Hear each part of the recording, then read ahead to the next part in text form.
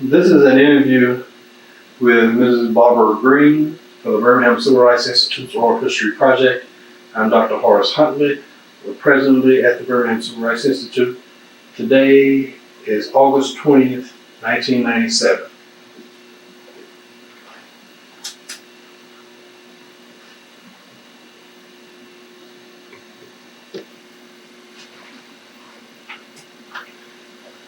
Mrs. Green, I want to thank you for taking time out of your schedule. You take time out of your vacation, in fact, to come down and talk with us about Birmingham and the development of education, in general terms about how Birmingham evolved over time.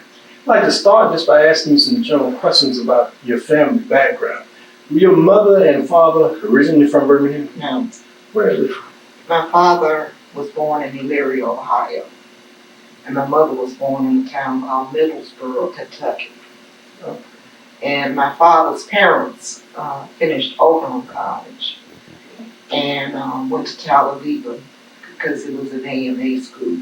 And my grandfather worked as a handyman at Talladega, and my grandmother taught him the elementary school. Mm-hmm. And so my father went to Talladega College. And then they moved to Birmingham about 1920 something. Yes. My mother, her brother was George C. Bell, principal of Auburn. Right. And he moved to Birmingham to find a job. Where was he from? Was he from? He was from Kentucky. From Kentucky as well. All of my mother's people from Kentucky. Okay, did they come around the same time? My mother came about 1928 or 29. And because my father and her brother were such good friends, he met my mother through her brother. Okay. And they got married. Mm-hmm. How many siblings do you have? One. My sister. Sister, younger, older? She's older. She's older. In fact, your sister is married to a very famous individual. Yeah, she's married to Colton Park. Yes. Now, your father had an educational background. His family was Yes. educated people. Both my grandmother and grandfather on my mother's side went to Berea College. Oh, okay. And you may have seen my sister doing the spot for the United Negro College Fund talking about her grandparents in Berea. That's right. My grandfather died, my mother's father died in Kentucky. And my grandmother came here to live with her son. And when my mother finished Kentucky State, then she came here to get a job. So there was an attraction with both sides of your family for Alabama. Yeah. And the attraction seemed either to work or school. Work. So, and then you and your sister then grew up in a home of educators. Yes. With that background. So what did that mean for you as a young person growing up in Birmingham really at that point it was relatively affluent family in a sense. In a sense. Yes, and all of us understand what that sense is. Yes. You lived in Enon Ridge. Yes. What was Enon Ridge like? Well, most of the people owned their own homes, and they were educators and doctors and lawyers. And we lived next door to the Davises, who owned Fraternal Cafe down in Fort Deckman, which was a big business back in those days. Right. Yes. And we really pretty much moved in that circle. We didn't, Mm-hmm. Now, I know in my little neighborhood on the opposite side of town, we basically, sort of confined to that area. Yeah, we were too. And so we really didn't venture too much from there. And I assume that was the case. That was the case. Many of us.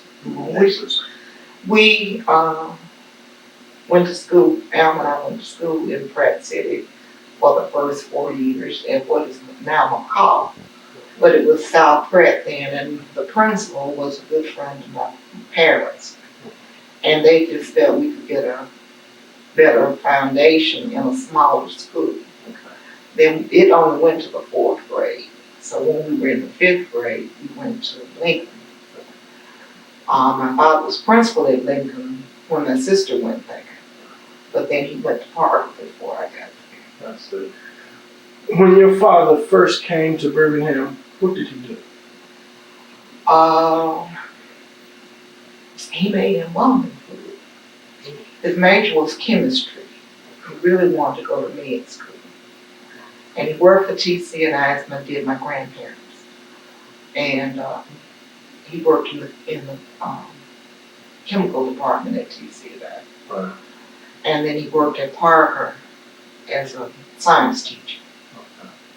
And he had a business on the side? Is that what? Well, he made embalming fluid for Davenport and Harris Funeral Home. Oh, I see.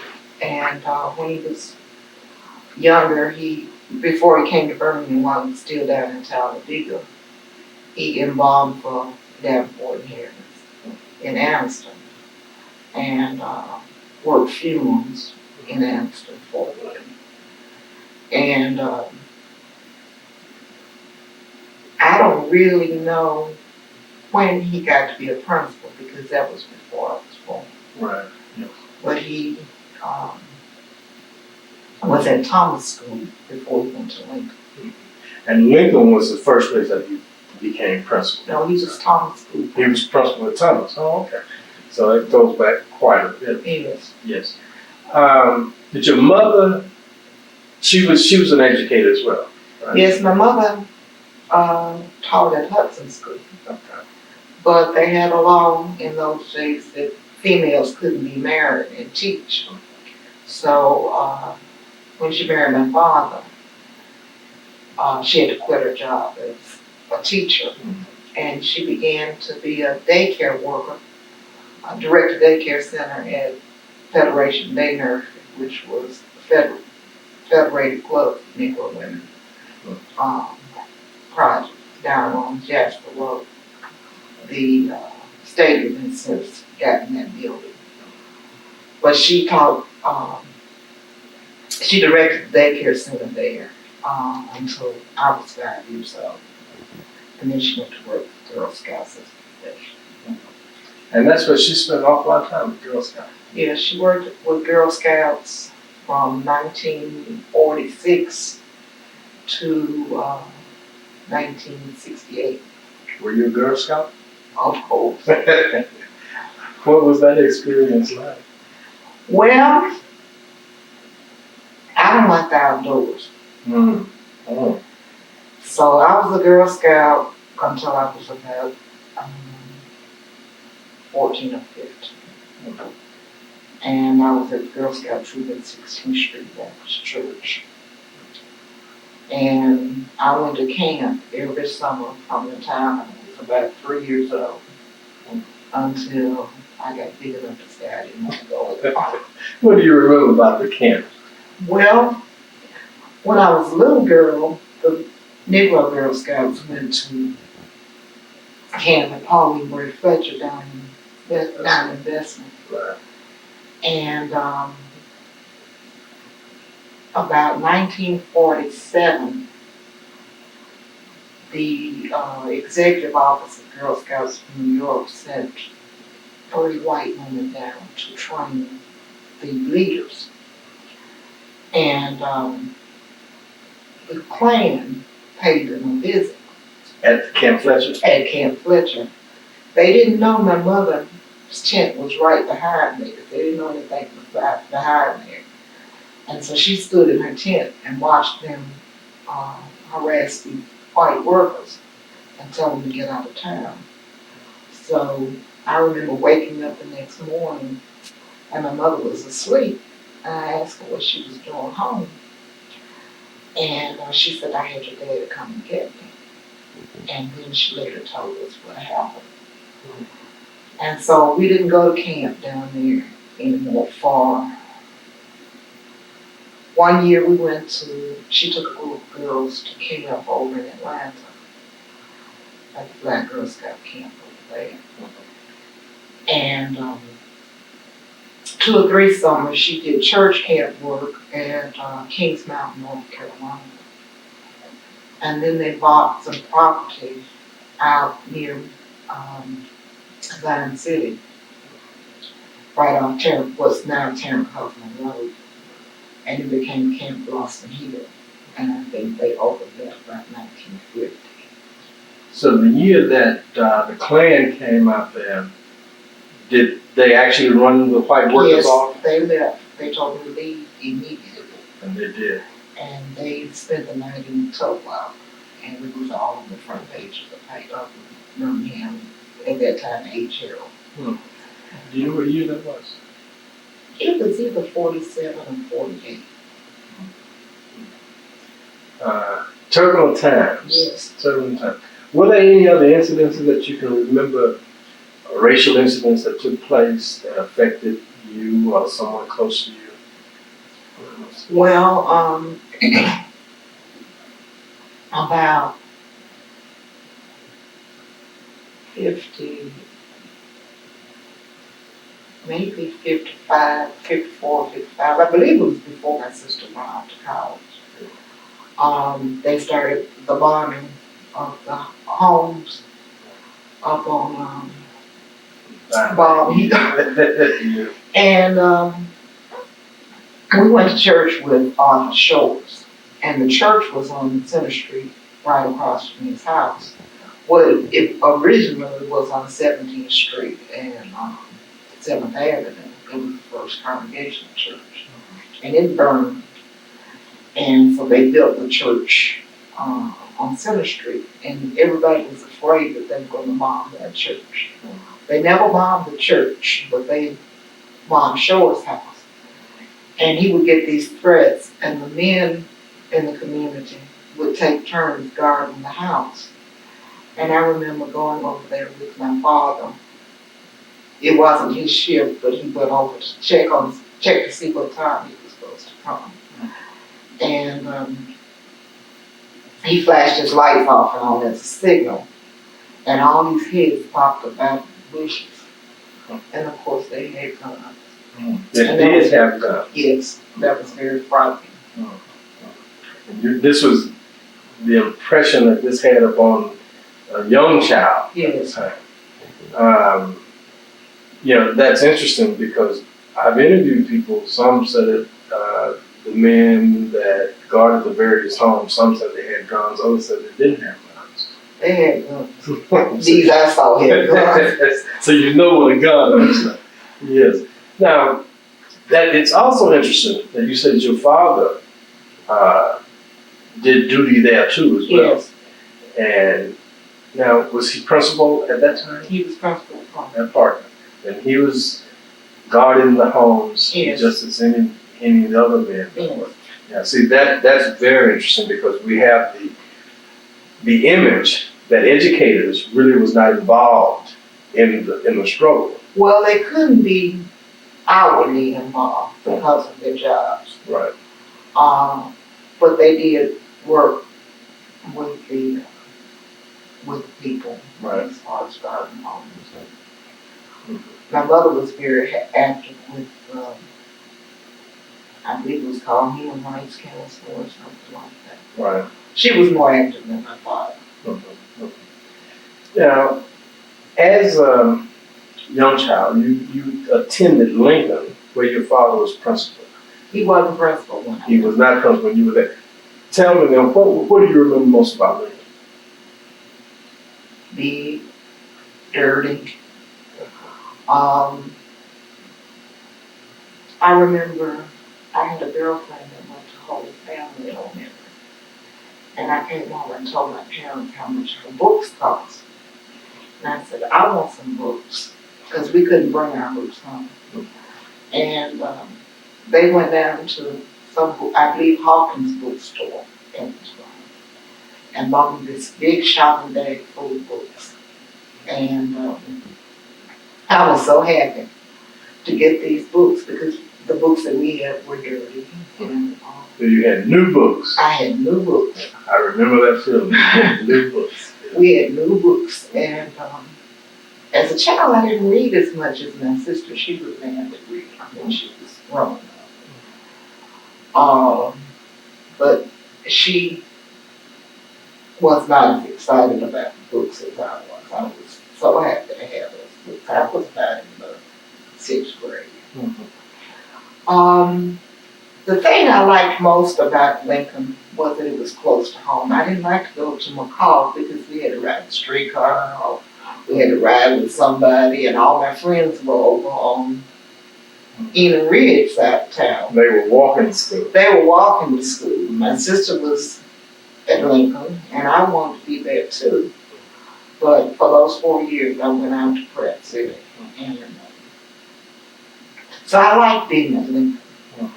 And met a lot of friends there that we have remained friends in our adult life. I like the fact that they were on the platoon system and not self-contained.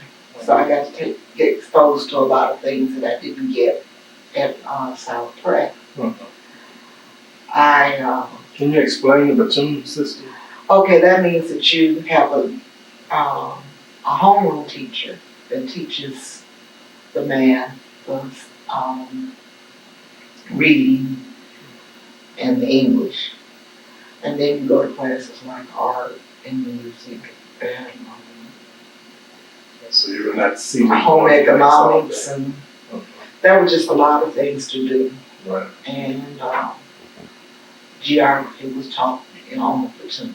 So you stayed in your homeroom 4 hours, and then you started what they call passing classes.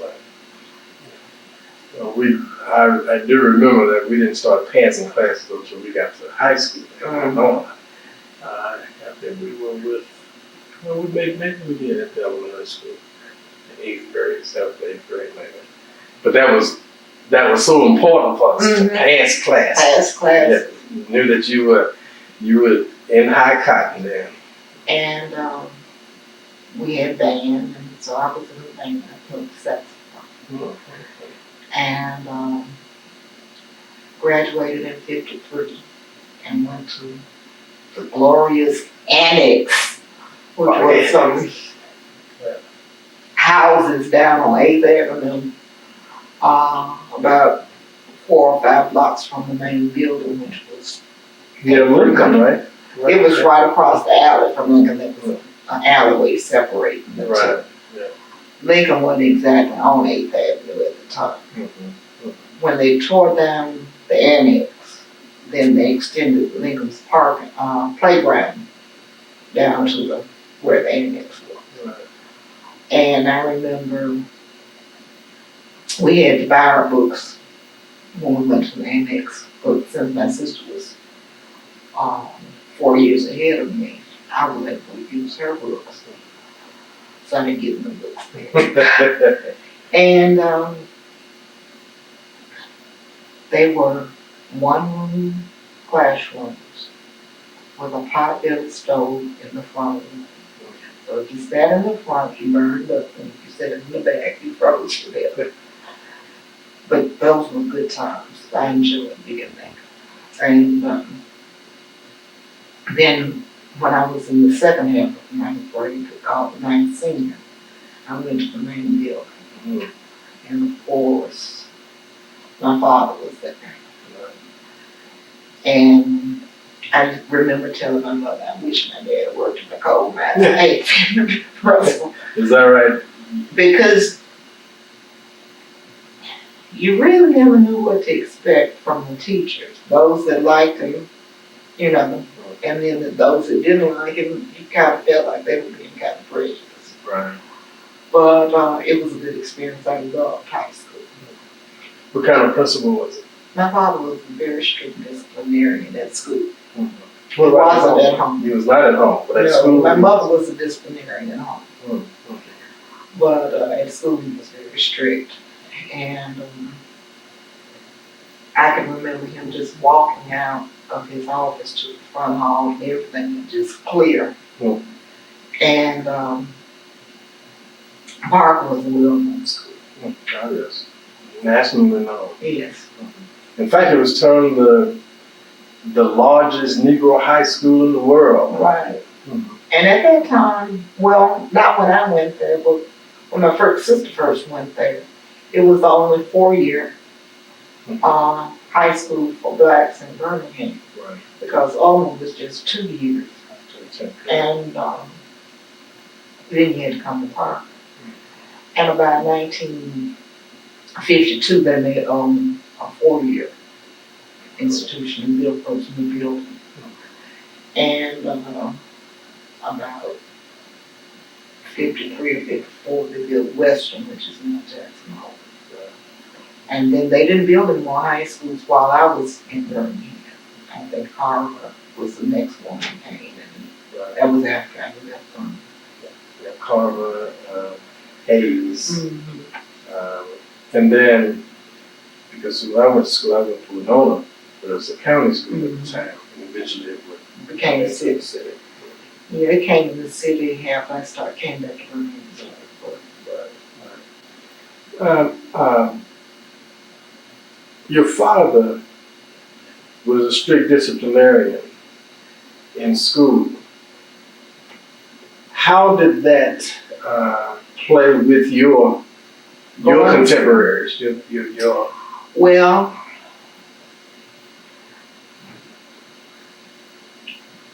most of them were afraid of it. Did they ever talk about him around you, or did you ever catch any flack from other students? Well, I never really had an identity. When I was in school, I was Mr. Johnson's daughter. And Alma Johnson's little sister. And so when I grew up and started to work, I was still Mr. Johnson's daughter. When my daughter finished high school, she went to Harvard as a freshman. And we were invited to a reception over in Forest Park for students going to Harvard. So I said, well, I don't have an identity there. Nobody knows Mr. Johnson's daughter or Alma Johnson's little sister.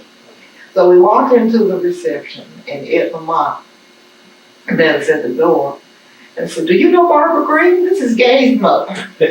So I still don't have an identity. Gay's mother now. Now I'm Gay's mother. But most of my friends knew him by being around him, and I didn't catch any flack from them. But the kids that were not in my group,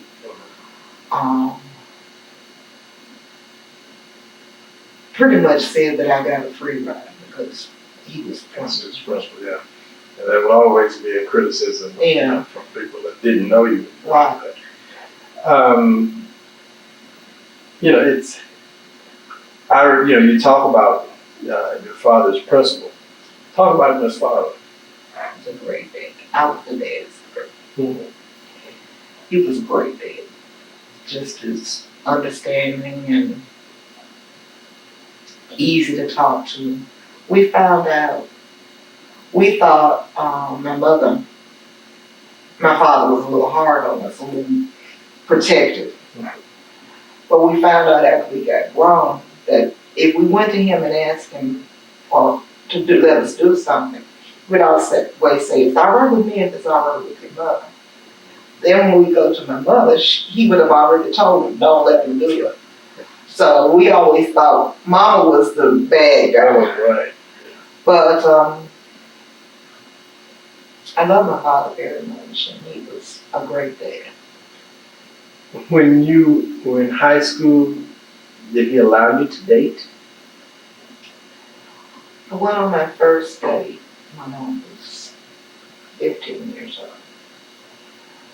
And he didn't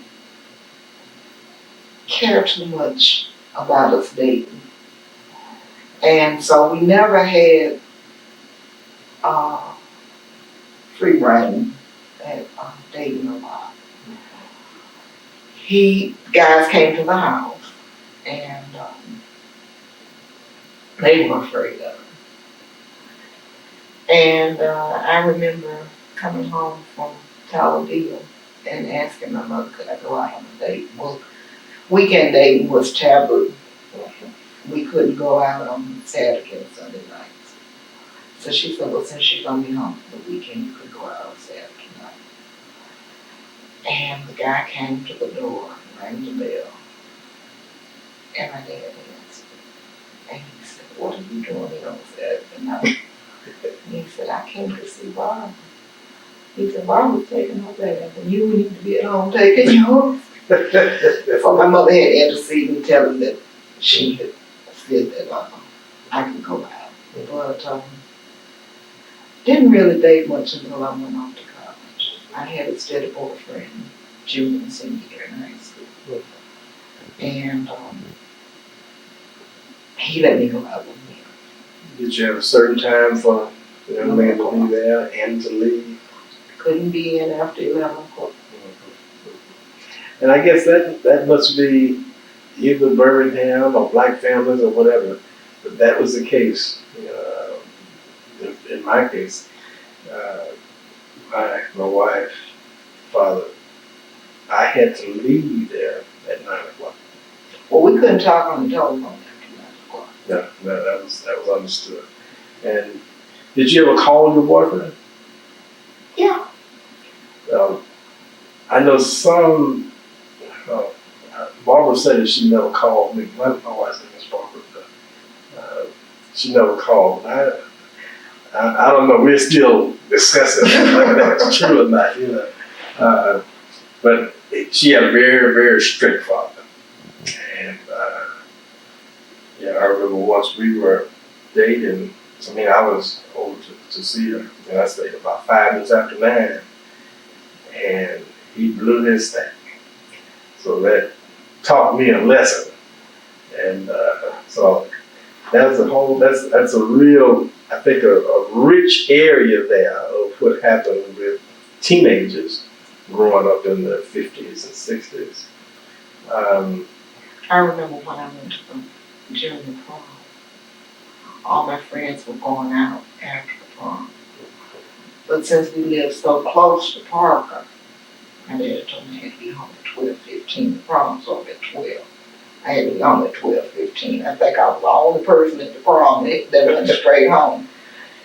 And because my boyfriend was a steady and he had finished Parker, I didn't have a date for the senior prom. I went with my dad. Is that right?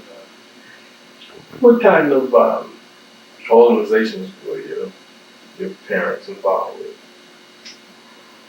My mother was a member of a club called Semper Fidelis.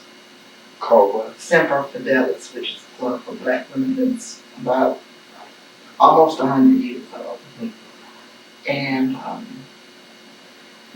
my grandmother worked for Red Cross after she stopped teaching. And my father was an Omega. Mm-hmm. And he was active in the fraternity for a while. And then they pretty much did church work. My mother, we belonged to the Congregational Church at that time. And my mother was vice moderator of the General Assembly, which is the national organization of the church. She was the first woman moderator, vice moderator, and the first black. So they did pretty much church work. And my father worked with the Boy Scouts as did my grandfather. My father's father was the first recipient, first black recipient of the Silver Beaver Award from Boy Scouts. And he had Boy Scout troops all over Birmingham.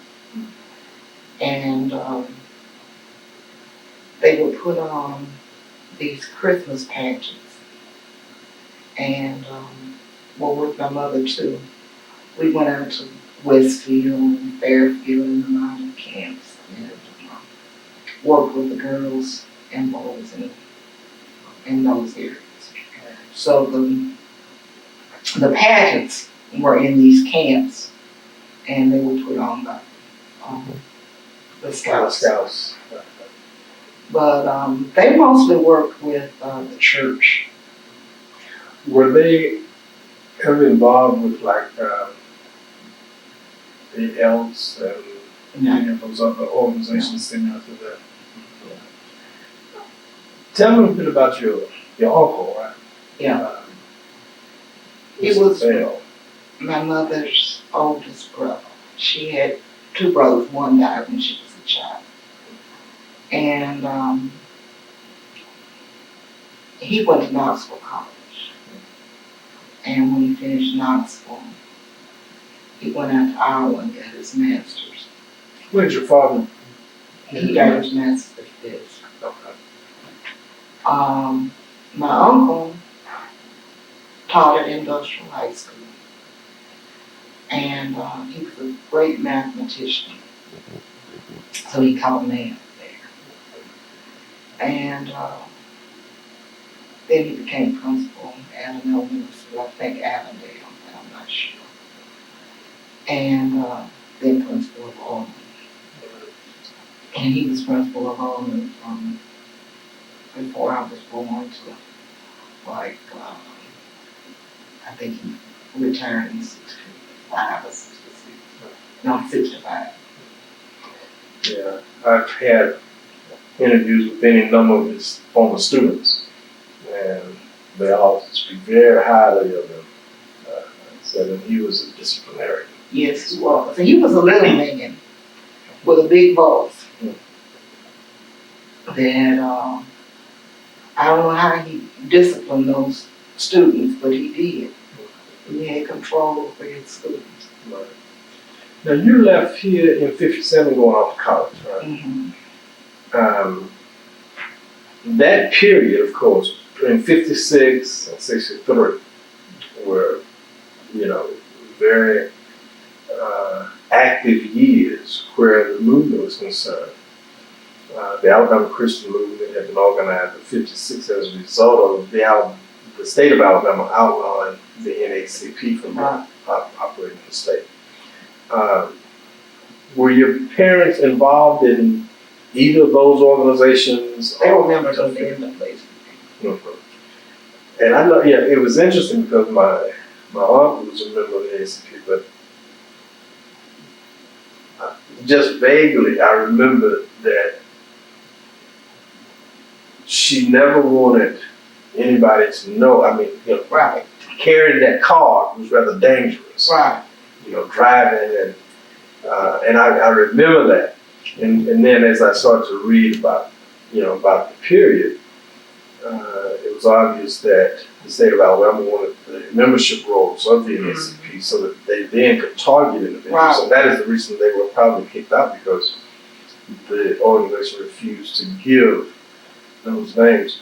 Now, as you were growing up, was there any discussion of race in your home?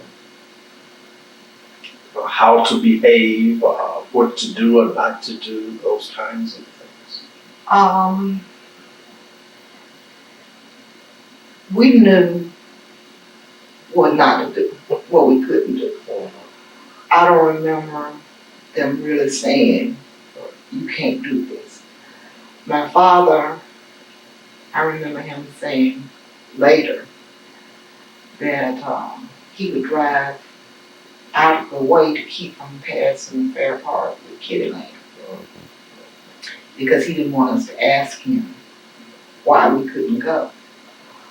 But I don't remember anything except my mother telling us, go to the bathroom before you leave home and get a drink of water, because we will not be going anywhere else while we're downtown. And I can remember being very devilish as preteen and going to town with my sister and saying, let's get out this white water tank. And drinking out of a white water fountain just to see what we could do. I don't remember being afraid or worried about being caught and what the consequences were. Now that I know how dangerous that was, but my mother didn't never do that. And when I was a teenager and started dating, there was a place, I think it was out on 3rd Avenue called the Sky Castle. And I can remember coming from the Carver Outdoor Theater with a group of teenagers and driving through there. We didn't park, but we drove through just to see if we could. Well, what was it? It was a hangout for white teens. Like a little restaurant? It was a drive-in restaurant, and it had a radio booth, and they broadcast radio shows from there for music, for teens. And you drove through there? We drove through the parking lot just to see if anybody would stop us. But nobody paid us any attention. We just drove through there and drove on out. But we could have been beaten. Yes. Never had any trouble with police. Was never stopped. But I have friends that were. One of my friends' father was pastor at 16th Street, Luke Beard.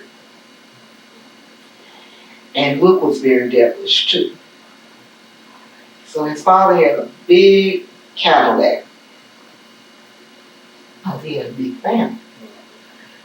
And Luke would get in that car and drive down to that speeding. And the cops would stop him. And as soon as they found out who he was, they tell him, go on home to your dad. They never arrested him. But we had a pretty sheltered life. We knew we couldn't go places. And most of our activities were in the homes of our friends and at church. Were both of your parents light skinned? My mother was brown skinned.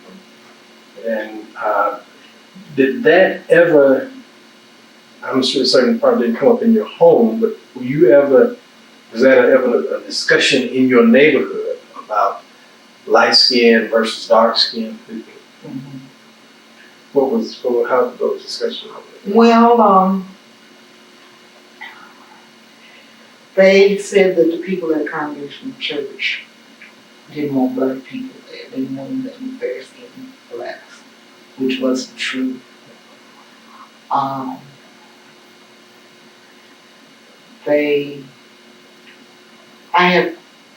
think I was harassed because of the way I looked. And what teenagers don't realize is that you don't have any control over the way you look. And if you could change it, maybe you would. But they call me red and white girl and think you better than we are and all kinds of things. But I can truthfully say I love it this morning. Yeah, I'm sure that has played out over the generations. Yes. About the skin color of the people within the black race. Many times it has been stated that, prior to the turn of the century, and even after the turn of the century, that many of the colleges catered to only light skin. Well, it was in the literature that Fisk was founded for mulatto children of mulattoes. And I remember reading that when my sister was a student. I had a friend who did a study on black colleges, and I think he said that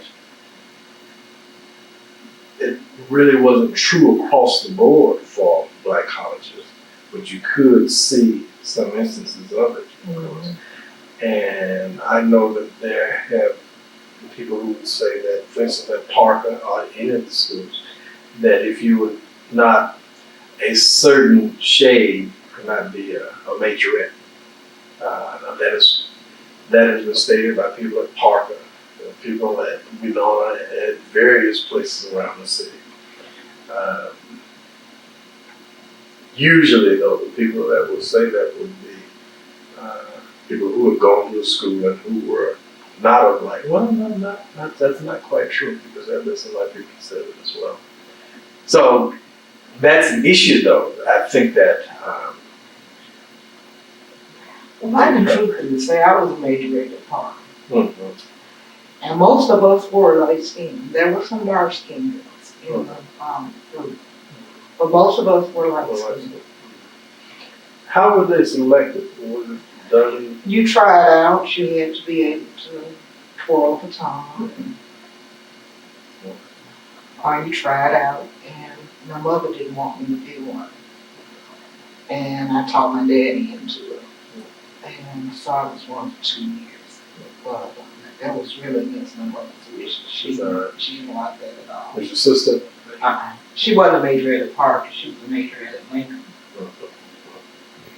She didn't pursue it. No, she was a cheerleader at Parker for one season, and then she didn't do it.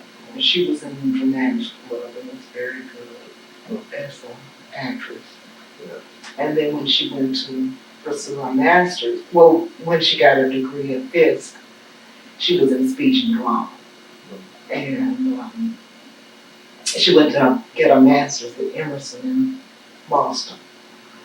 And she majored in speech and humor and did some acting at Emerson and some acting at Fisk. Park and Elman were mortal rivals. Yes. How did that play out in the family? My father and my uncle were best friends. They went to my dad went to Owens games, my uncle went to Parker's games, and they sat in the end zone together, even when Parker played Owens. Were there was not an Alabama-Auburn kind of situation where... Well, Parker usually beat Auburn. But when I was in the 10th grade, it was pouring down rain, and I would never try to resist it. And my mother and my aunt came to the game late, probably in the second half. And when they looked at the scoreboard, they were just shocked because Auburn was beating Parker. And of course, we heard that from my uncle until they beat him again. And then they did beat him again that senior year. So 2 out of 4 years, Auburn actually beat Parker. Yeah, that's really sort of unheard of for Parker to be beaten during those days, because I know we never could beat Parker. Basketball, not football.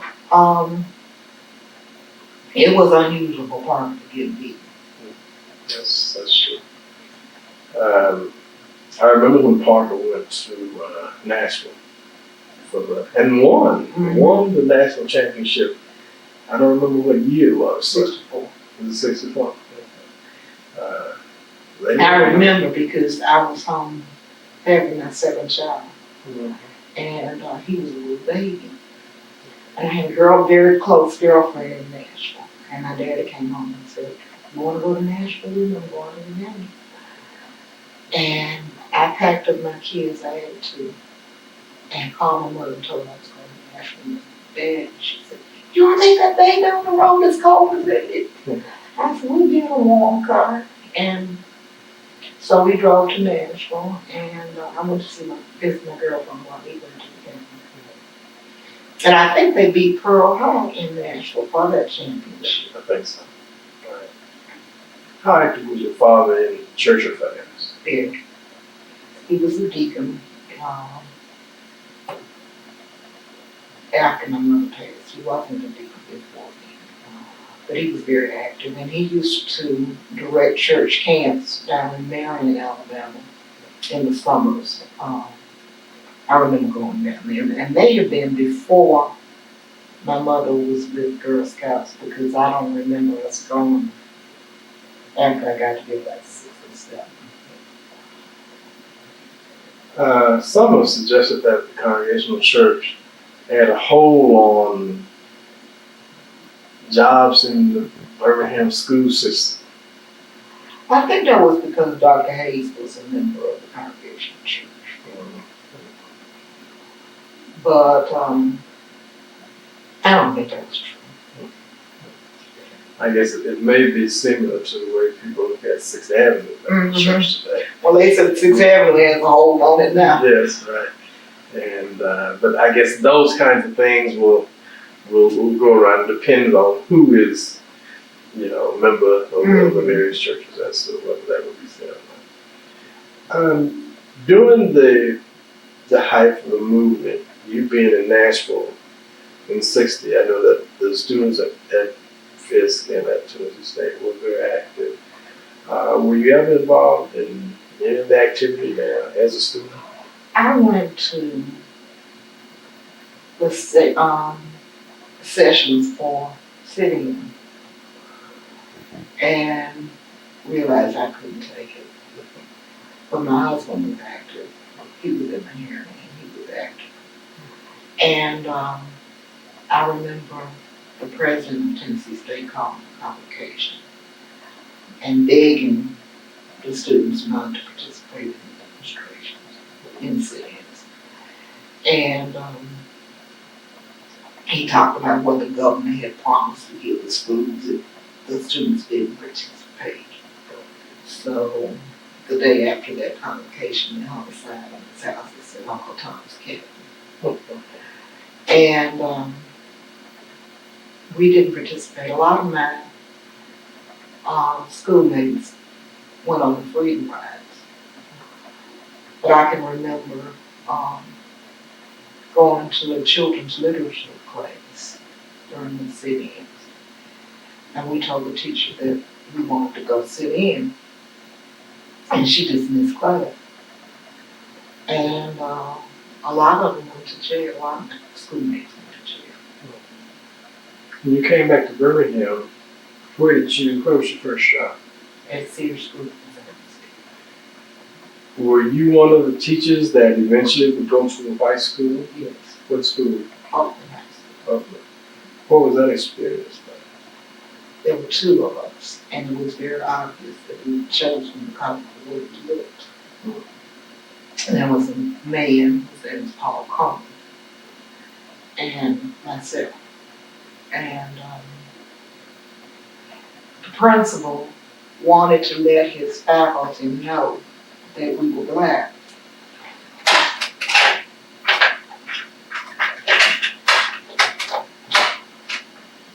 So he introduced us and said that Mr. Coleman had come from Jackson Hole High School. And he didn't know that they would know what Sears School was. So he said, and Mrs. Williams' father's principal of Park High School. And that's the way he That was your introduction. introduced. Well, I have talked with people, and white faculties were not very supportive in those initial stages. What about your faculty and your principal? My principal was Jimmy Taylor. And the first year I was there, he didn't have too much to say to either one of us. The woman that I worked with, I was an assistant librarian, and the woman that I worked with was very friendly and very supportive. The second year I was there, Mr. Coleman left, and Bessie Jones, who was brown skin, came. So we got to be friends. And then the third year I was there, they sent about 9 or 10 blacks there. I met my second husband there and married him. And the board had a rule that you couldn't be married and work in the same school, so they sent him to West End. But Mr. Terra, they were going to transfer me to Hayes in Philadelphia. And I understand that Mr. Terra went down to the board and raised Cain. Nobody asked me whether I wanted to go or not. They just sent me a letter and said I had been transferred to Hayes. And then later I got a letter saying I would return to Huffman. What was your first year at Huffman? 68. What was the reception from students? Very warm. I think the students and the teachers, the black teachers in the white schools probably received better than the white teachers were at the black school. So you didn't have really any difficulty No. as a result of going on.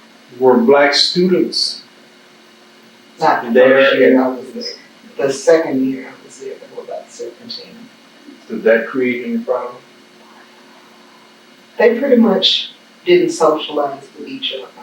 There weren't any racial disturbances of any kind. But they did. The blacks stayed with each other, and the whites stayed with each other. And they didn't socialize.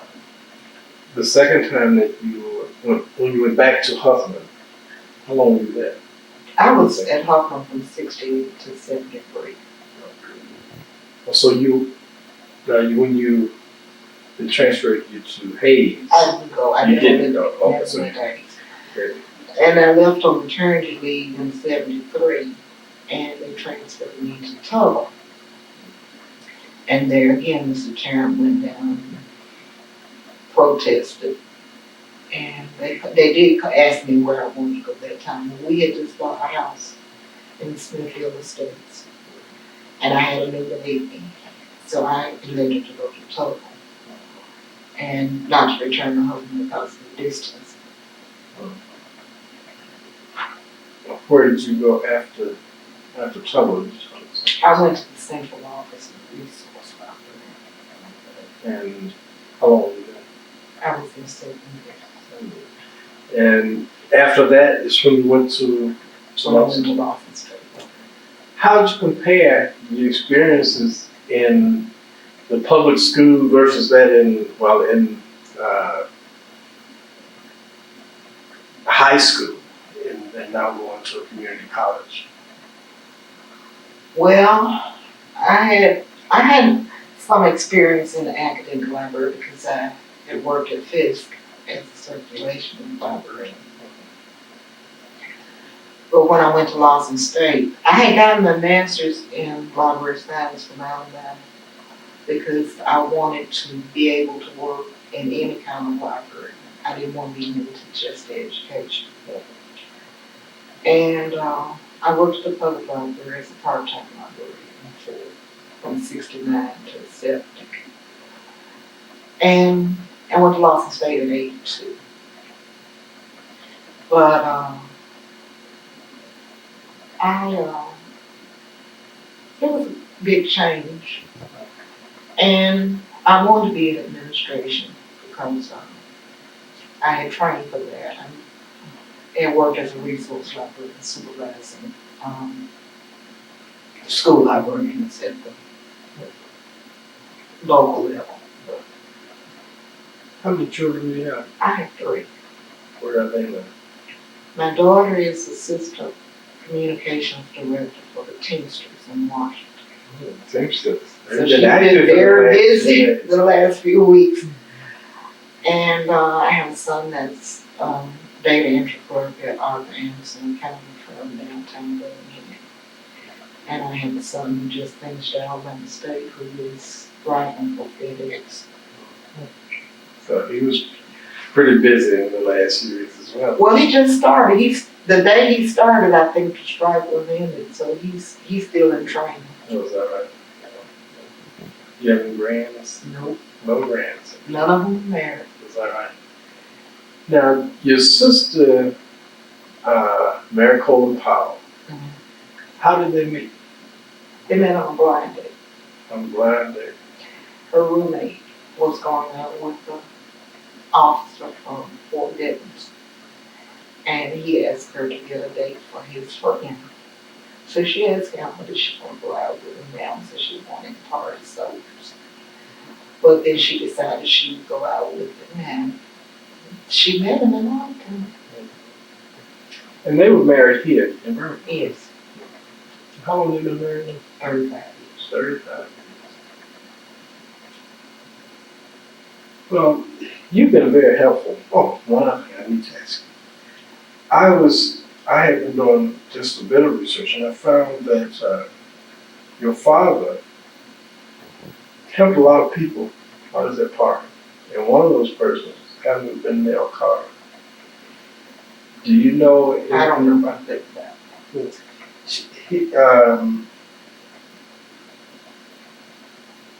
She evidently had some difficulties at home, and he allowed her to return to school. And she may have had a child, and he returned to her. And that, of course, at that time, would be rather unique, because many times that would not happen. Well, when I was in high school, if you had left to have a child, you couldn't return to that high school. You had to go to another high school. Right. I don't know whether that was the case when Nell came along, because I don't remember him talking about it. Right. Nell Carter is, I think she's younger than I am. She was there after Perry Anderson went there as choir director. Right, yeah. And I was out of school working by that time. Right. Is there anything else that you would like to say before we conclude this tape as it relates to anything as far as Birmingham is concerned? Well, Birmingham is my home, and I like Birmingham. My sister likes Virginia. Mm-hmm. But I like Birmingham, and most of my childhood friends are still here. And I still see them on a regular basis.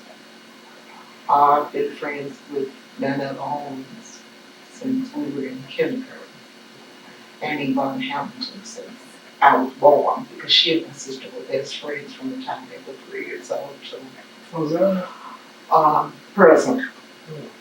So I still see them regularly. I like Birmingham. Well, thank you, Mrs. Green. You've been very helpful. Okay. Appreciate your time.